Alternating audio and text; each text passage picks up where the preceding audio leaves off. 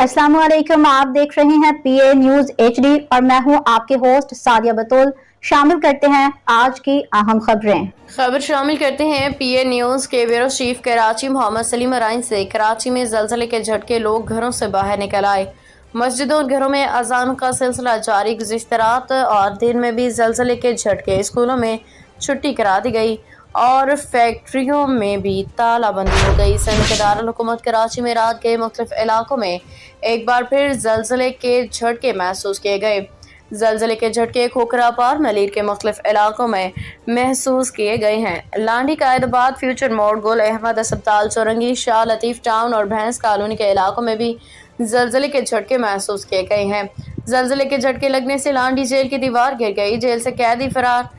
लांडी jail national highway के दोनों एतराफ बंद, पुलिस की जानिब से फायरिंग जारी है। आज रात भी अवाम खौफजदा है क्योंकि बार बार झटके आ रहे हैं। इलाके के अवाम घरों के करीब ग्राउंड में जमा हो गए हैं।